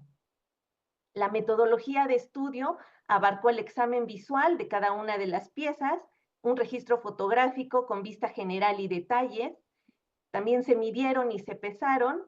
Además, se hizo una búsqueda en 3 archivos principales, que es el archivo histórico de la Basílica de Guadalupe, el archivo del mismo museo y el Archivo General de la Nación, además de consultar fuentes historiográficas, crónicas, catálogos de otras exposiciones, otras colecciones de platería en México y en el extranjero, y todo esto nos permitió pues construir este primer catálogo. Y les traigo algunos de los hallazgos principales. Uno de ellos es una imagen de Nuestra Señora hecha de plata. El 15 de septiembre de 1566, Alonso de Villaseca, que en ese momento era el minero más rico en Nueva España, se sumó a las festividades en el Tepeyac en honor a la Virgen María y donó una imagen de Nuestra Señora hecha de plata. El párrafo que tienen en la pantalla es la traducción de un documento escrito en náhuatl por varios indígenas y que para nosotros es importante porque constituye la mención más antigua de una imagen hecha de plata y obsequiada a la ermita de Guadalupe. Gracias a los inventarios, aquí tenemos el de 1689, en que efectivamente se encontraba en el santuario, es la primera que se registra, y en 1701 se vuelve a hacer otro levantamiento de inventarios, pero a este del 89 se le hacen unas anotaciones al margen, y justo aquí nos está indicando que fue convertida en Blandón. Un segundo ejemplo es también una escultura de la Virgen Dolorosa, pero en este caso no rebasa los 13 centímetros de altura. La escultura formaba parte de una compleja cruz de altar descrita en un inventario de fecha aproximada a 1792. Aquí les traigo la descripción que contiene este inventario, donde realmente nos habla de una diversidad de materiales con que estaba constituido, y yo les traigo algunas imágenes de referencia que nos permiten construir cómo sería esta cruz. La Dolorosa estaba a los pies de un crucifijo y además estaba adentro de un nicho de plata con toda una suerte de objetos que la adornaban. El tercer ejemplo que traigo es un crucifijo. Está hecho en lámina de bronce dorada con la figura de Cristo en coral y es una pieza que proviene del Reino de Sicilia. Fuimos rastreando las fuentes. La primera que encontramos es el libro Tesoro Artístico de la Basílica de Guadalupe, que fue una publicación que salió 2 años después de que se inaugure el museo y ya pertenecía a su acervo, aquí lo vemos. Y después lo estuvimos rastreando en diferentes notas de periódico, ya que estuvo participando en exposiciones. De hecho, en esta de 1981 se dice que estuvo en el escritorio del Papa Juan Pablo II durante su visita a México, pero lo que realmente nos confirmó que procedía del santuario fue este inventario, también el cercano a 1792, que lo describe, voy a abrir comillas, otro Santo Cristo de coral, con cruz y peana de metal dorado a fuego, guarnecido todo de dicho coral, cantoneras y rótulo de plata. Cierro comillas. Y el cuarto ejemplo es una custodia de San Miguel Arcángel. Esta es la obra de la colección de orfebrería que tiene el museo, que mayor presencia ha tenido en exposiciones. En este caso, no pudimos localizar una mención específica de la custodia con los inventarios. Lo que sí pudimos notar fue una fuerte presencia del culto a San Miguel Arcángel durante el siglo XVIII en el santuario, donde aparecen diferentes pinturas, esculturas, medallones, incluso la capilla que está en el cerrito está bajo la advocación de San Miguel Arcángel. Pero lo que nos llamó fuertemente la atención es una descripción que hace el cronista Juan de Viera en 1777. Y él describe que se mandó construir una suntuosa lámpara de plata que iba a adornar el altar principal. Se le encarga al platero Juan Bautista Olascuaga. Esta lámpara se colgó en el santuario en 1729 y pesaba aproximadamente 207 kilos de plata. La descripción que él hace, está aquí, les traigo un fragmento, pero nos indica que el remate de esa lámpara tenía la figura del arcángel San Miguel con un guión en la mano como alférez real de María Santísima. Y lo que nos llamó la atención fue esto, justamente esta descripción del arcángel Miguel que también encontramos en la custodia y que comparamos con otras custodias que tienen figuras de ángeles y arcángeles en el astil, pero ninguna tiene esta posición de sostener el guión en la mano. Entonces, pues esto nos hace preguntarnos de dónde están tomando estos modelos para crear sus piezas los plateros. Un minuto, Lisbeth. Perfecto, ya estoy en las conclusiones. Los inventarios, como vimos, nos permiten conocer la existencia de obras que ya físicamente no se conservan, pero que nos ayudan a mantener viva la memoria de estos objetos. Y en el caso específico de las piezas hechas en metales nobles, estamos viendo que en esta época hay una constante reutilización de estos objetos debido a sus materiales, a las modas y a los estilos que van imperando, pero también a las necesidades propias del templo. Y en el caso de la escultura de la Virgen de los Dolores y de la custodia de San Miguel Arcángel, estamos viendo un reflejo de las devociones en el siglo XVIII en Nueva España y que podemos observar cómo se va difundiendo su culto a través de estas representaciones hechas en plata. Muchas gracias.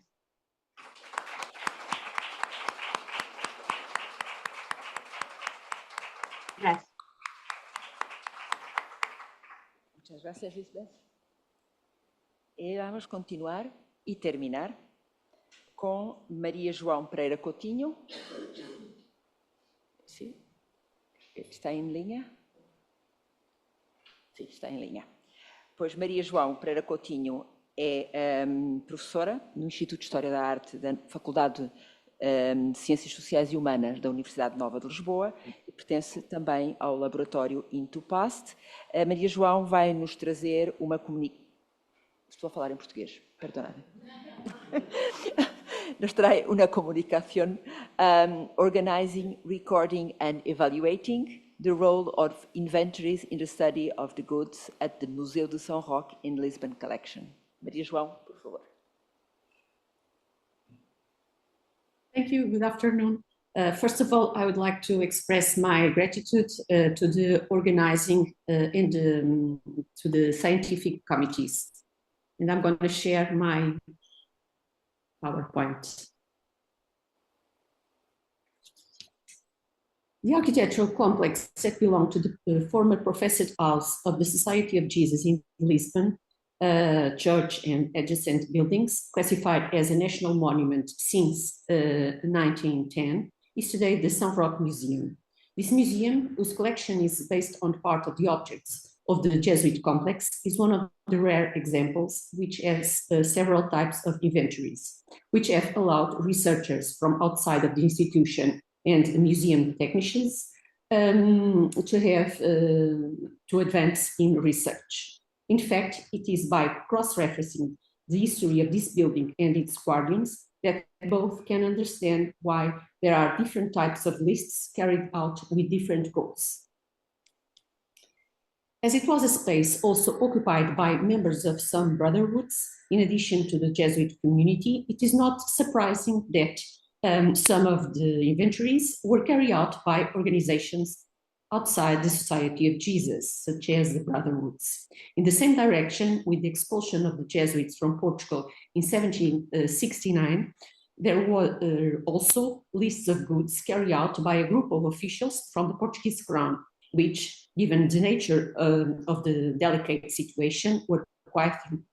From the moment the complex was incorporated into the Misericordia of Lisbon in 1768 to establish and accommodate a children's home for orphans, the act of listing goods also continued to be a practice, which incidentally was perpetuated in the organization of the museum's current inventories. In order to understand the first lists of this collection, we must first consider the history of this religious institute and the mission of some of the actors, such as the Jesuit visitators, who, as well as assessing the moral and spiritual state of the house, also analyzed the material aspects and made some recommendations on its maintenance. In addition to these agents, we must also consider the commitment that other orders of other members of the Society of Jesus systematically put into everything that was recorded from the correspondence to the annual letters, which mention the main events of a given period of time, which sometimes includes the construction of buildings and property acquisitions. At the same time, it is essential to cross-reference all this information with other mentions of the objects, as their entry into the house's heritage is rarely explained in the inventories, as we know, but rather in the epistolary documentation and other kinds of manuscripts. Analyzing the manuscripts, it should be mentioned that one of the first documents that attests the importance of listing goods is what has been considered the first inventory of the sacristy of the Church of São Roque from 1561. In this instrument, attention is drawn to a number of extra-European goods that were found in this space, such as textiles and painted box and other objects from the missions in Asia, which attest to the value that was attributed to them in the 16th century. In fact, perhaps we should question whether it wasn't the idea of rarity and the idea of objects that were different from those produced in Europe context that motivate new inventories of specific set of pieces, knowing that at the time there must have been others more common and essential to the celebration space, which are not mentioned. Along the same line, we should also include a manuscript from 1581 entitled, in Spanish, entitled Lista de las cosas que van de Portugal para el Padre Geral y para la Casa de Roma, which by the date must have passed to the prophet's house in Lisbon. This list includes a Bada horn, amber boxes, a mother of pearl glasses case, and covers from India, among other goods, which also prove the circulation of the products.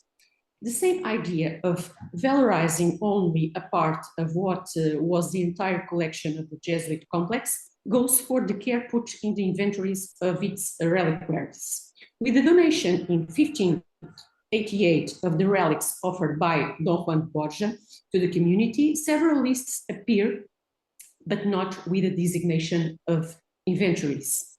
This could be proved in the carta e relação do procedimento que se fez às santas relíquias que deu Dom Juan de Borja, which lists these goods as well in the testimony from the early 18th century attributed to the Father António Franco in the História dos Mosteiros, Conventos e Casas Religiosas de Lisboa, which not only lists all these relics again, but also mentions the silverware of the Brotherhood of Our Lady of Doctrine and all the ornaments of the sacristy. It should be noted that the later list includes, exceptionally, paintings of the life of St. Francis Xavier, as well as silverware, textiles, and festive objects, such as the pyramid for the celebration of the 40 hours and the sepulchre that was set up during the Holy Week. Through the 17th century and into the first half of the 18th century, other inventories became more frequent, such as those of the reliquaries and pieces of silver that are in the altar of the Holy Martyrs, and reliquaries and pieces of silver that are in the altar of the Holy Virgins.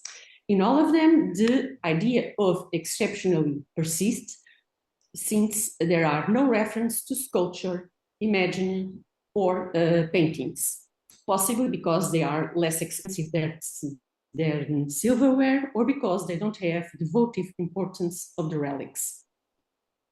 A less frequent situation in that which came to us through an analysis of the correspondence of a procurator in Rome, responsible for the beatification process of the Saint João de Brito, which contextualized the circulation of the saint's relics.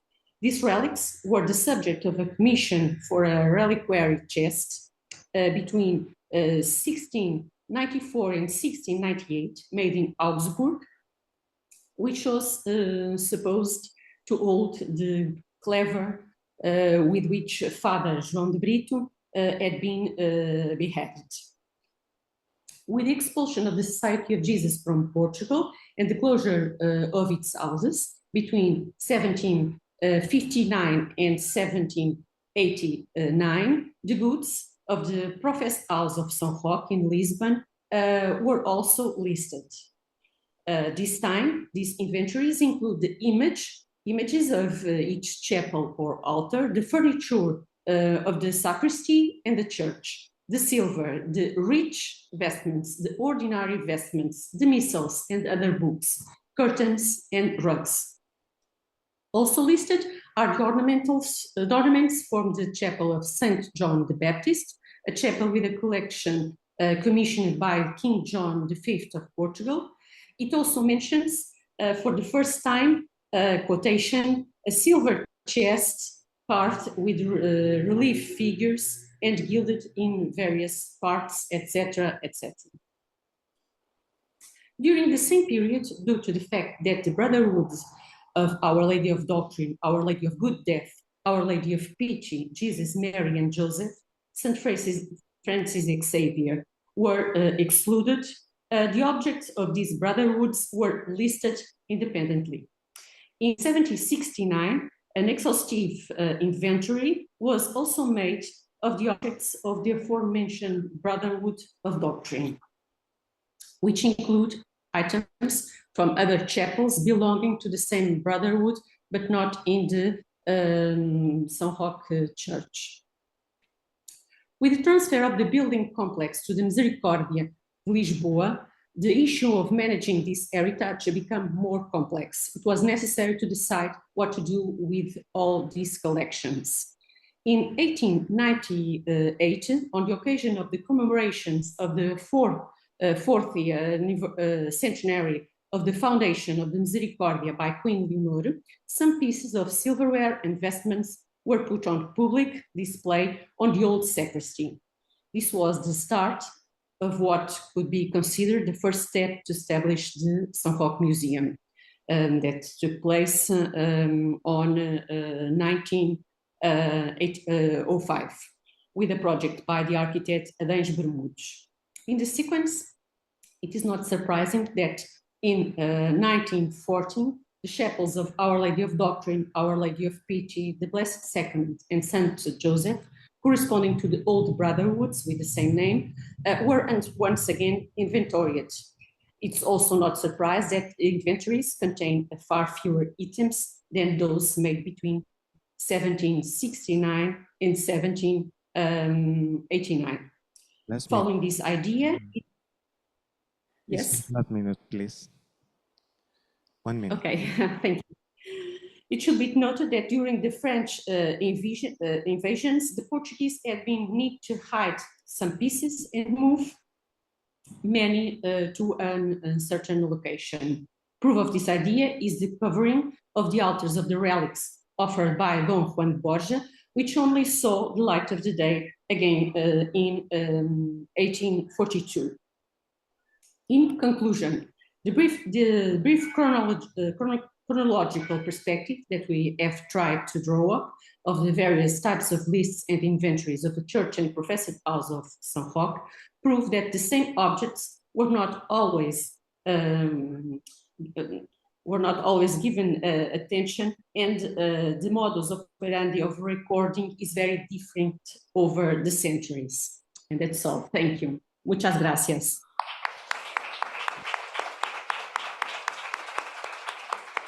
Muito obrigada, Maria João. Since we are a little bit late, we are not going to make a debate now, and I ask you to keep your questions, and we will have the debate after the finishing of the next presentations. And now we have our small coffee moment. Thank you.